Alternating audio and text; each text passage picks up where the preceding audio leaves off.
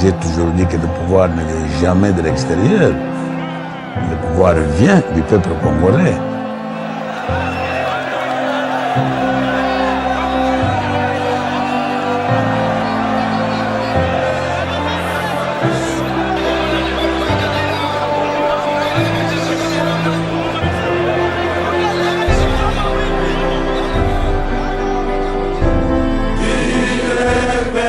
C'est une histoire liée entre Etienne Tshisekedi Wamulumba et Gabriel Kyungu Wakumwanza, qui en 1980 figurant tous deux sur la liste de 13 parlementaires, signataires de la lettre réclamant la démocratie adressée au marshal Mobutu Sese Seko, alors président du Zaïre, et qui sera à la base de la naissance de l'Union pour la démocratie et le progrès social, l'UDPS, actuel parti au pouvoir. Nous avons ici des mémoires. Je peux vous dire que nous étions 13 les fondateurs. Il y a Ngalula Pandangila, il y a Tshisekedi Wamulumba, Makanda Pinga Chambouy, Capitaine Chabangi, Kyungu Wakumwanza, votre serviteur, Lusanga Lumbu Maloba, Lusanga Ngele, Kanana Chungo, c'est Chongo, Kanana Chongo, il y a Kasala Kalumba, Biringanine, Dia Onken, Ambel et Ngoï Mukendi. Qui ira combattre la dictature mobutienne. En effet, le 13 parlementaires dont fait Etienne Tshisekedi Wamulumba étaient perçus comme des éléments de la 5e colonne des contre-révolutionnaires de danger public, coupables du crime, de haute trahison et des graves atteintes à la sécurité intérieure de l'État. Les 13 connus des arrestations, les tortures, les relégations à répétition dans leur village d'origine, les déportations vers des provinces autres que celles dont ils étaient originaires, les confiscations de biens, les assassinats dont ils firent victimes à cause de leur combat pour la démocratie, l'état de droit, le respect des droits de la personne humaine, etc. C'était grave, c'était haute trahison et on devait passer à la guillotine. Nous avons été ramassés, le tout s'est passé où? Normalement, pour l'opinion, qu'est-ce que vous voulez, il y a longtemps, tout s'est passé, s'est préparé chez le président Ngalula, Pandangila, Joseph. C'est là, à ma campagne, c'est là qu'on se réunissait chaque soir, chacun a amené ses idées. Parce que nous avons passé au peigne fin toute la situation de la vie nationale. Tout. Économie, finance, politique, justice, tout. Et alors nous avons détaillé tous les défauts qu'il y avait, toutes les dérives dictatoriales et tout ça, nous avons décrié tout cela. Nous avons écrit, nous avons envoyé cette lettre ouverte.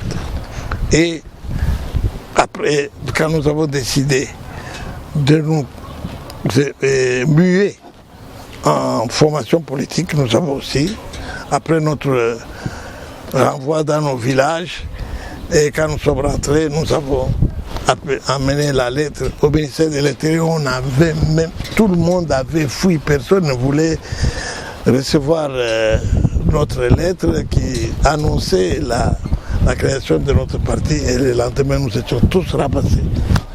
Et alors là, c'était le procès du siècle. Finalement, condamnation, parce que pendant que on allait comparaître, il y avait 3 questions principales. Vous avez les documents, d'abord pour revenir au document, la lettre ouverte, disait, il y a cette lettre. Avez-vous, à quel niveau, vous, là, vous avez participé à ce travail? Ou bien à la conception, ou à la rédaction, ou alors à la diffusion. Les 5 premiers, bon, tout le monde était impliqué, avait dit, comme moi, que j'avais participé et à la conception et à la rédaction et à la diffusion. Là, c'était la condamnation à mort. Revenons au parti politique. Après avoir discuté et donné les noms de notre formation politique, Union pour la démocratie et le progrès social, là, Mobutu ne pouvait plus supporter et nous étions arrêtés et j'étais à Makala. Parce que là, c'était soit on nous tuait, soit c'était la perpétuité. La première fois, nous tuer, grâce à l'intervention des Américains. Nous avons échappé à la mort, mais après, il y a eu des perpétuités, puis après, ils ont dit, bon, allez, 15 ans.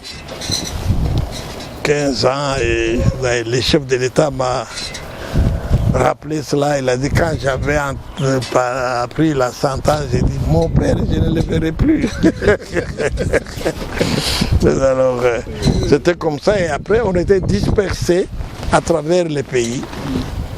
Les uns côté Kisangani, les autres ici, côté du Katanga, et puis Bandundu et tout ça. C'est comme ça que nous sommes dispersés. Voilà. UDPS viva! Viva! UDPS viva! Viva!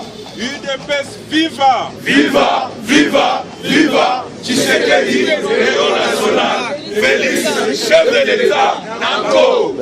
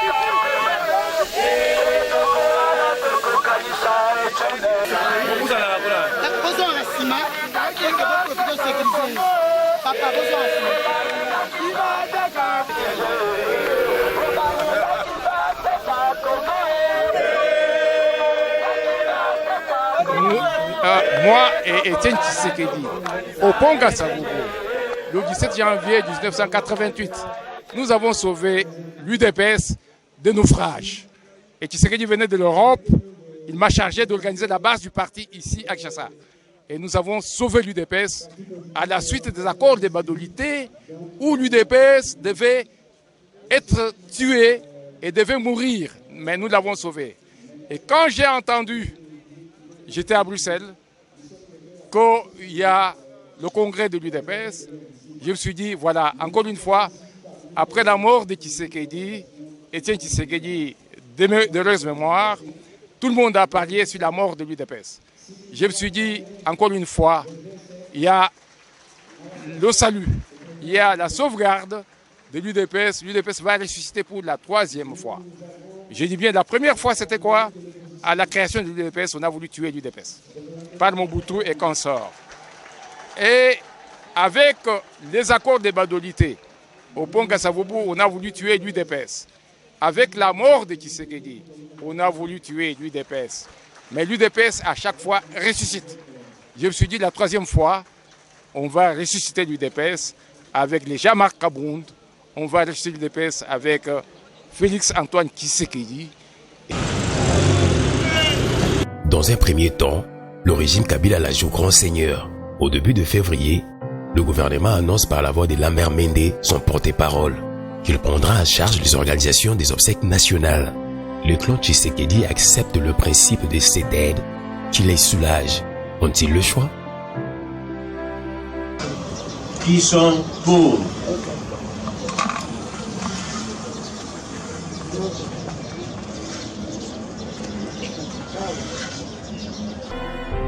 L'organisation fédérale auquel des centaines de milliers de personnes sont entendues sera délicate sans l'appui de l'État.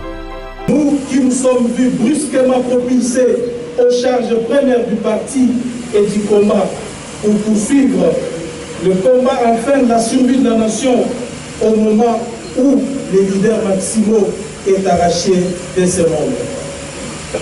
Au-delà de la symbolique forte, présente et sans commune mesure, il est un fait indéniable que nous devons retenir. Aujourd'hui, nous faisons preuve de l'expérience en matière et de la maturité à la hauteur de nos responsabilités. Nous avons fait un parcours de roc, un parcours sur les rocs, voudrais-je dire, depuis la mort de notre président. Oh, que des défis à relever. La liste est bien longue.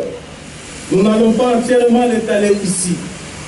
Au-delà de la convocation de ce congrès extraordinaire, nous pouvons citer, entre autres faits, le respect du délai statutaire de 30 jours contingenté par l'organisation des obsèques du défunt président, la préservation de l'unité du parti, le maintien de la discipline au sein du parti, la gestion des ambitions de membres, les assauts du pouvoir illégitime et illégal de M. Kabila pour fin de débauchage, le soubresaut de forces négatives à l'intérieur même du parti, la provocation des éléments traîtres auto-exclus dans la dernière en date et la citation directe au tribunal de Matete où nous avons remporté une victoire retentissante sur le secteur et les usurpateurs de notre identité. Dès lors, la famille met le doigt dans un funeste engrenage. Chacune des décisions entourant les obsèques devra désormais être négociée avec le régime qui s'est montré peu pressé. Pendant que l'âme de l'opposant historique reposant derrière ce mur, ceux qui ont été témoins de l'histoire et ceux qui ont soutenu son combat témoignent en ces termes. Je ne crois pas qu'il y a eu un patriote congolais qui aurait fait plus que lui pour justement mériter ce titre de héros. Et je dirais aussi même père, vrai père de la démocratie dans ce pays. Aujourd'hui, nous devons enseigner ce que Étienne Tshisekedi, ce qu'il représente pour le Congo, ce qu'il représente pour la lutte afin de démocratiser ce pays. C'est lui le père de la démocratie. Non, Tshisekedi c'était un vrai nationaliste. Donc, de toute façon, l'extrémisme appelle toujours un extrémisme aussi. Au fait, sur le terrain, on avait un pouvoir dictatorial qui était extrémiste. Donc là, je ne reviendrai pas dessus, tout le monde connaît l'histoire. Donc, devant l'extrémisme, on peut qu'être aussi extrémiste. Mais on sait, donc, nuancer cela, suivant les réalités de terrain. Et je crois qu'il a eu cette qualité-là, justement, de comprendre que les choses donc, évoluent avec le temps. C'était plutôt un nationaliste, convaincu. Souvenir ya malamu oyo naza nango epa papa suis du Congo central. Mais jamais natika kozala humilié parce que nakuta awa une affaire de 500 de 600 gardes. Parmi les gardes, natozaki 2 b 4 différentes provinces. Mais la majorité c'était les Kasaï, Nengazaki au Congo et jamais natika kozala humiliation de sa part. Qui parfois m'a bezali qui a l'obélanga que non ndiengo yo sali m'a bébo non. Il m'a encouragé que non. Se familiariser na bande konayo, ce sont vos frères. De deux, à pesingai culture moko idali que na po corrompre nga ya pasi ou bien po l'obélanga likambo mu ya songolo pakala o ezali à l'encontre ya idée na ye. Nenge papa boko la kabana na ye. Donc c'était difficile.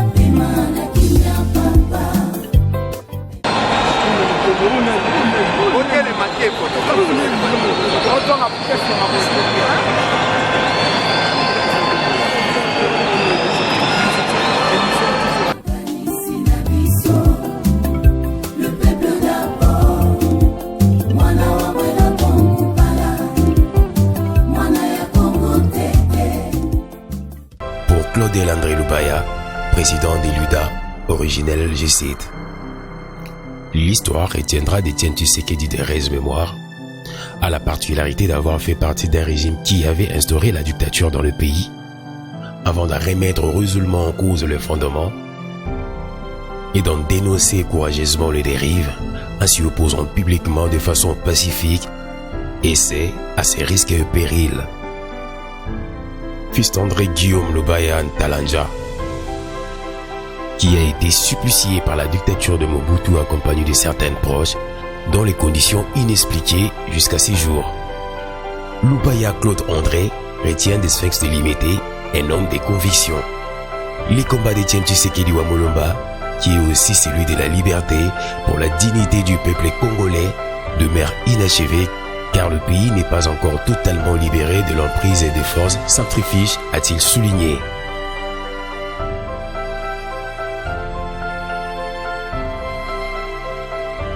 Et ce 1er février 2020, les Congolais vont commémorer le 3e anniversaire de la mort du Sphinx délimité.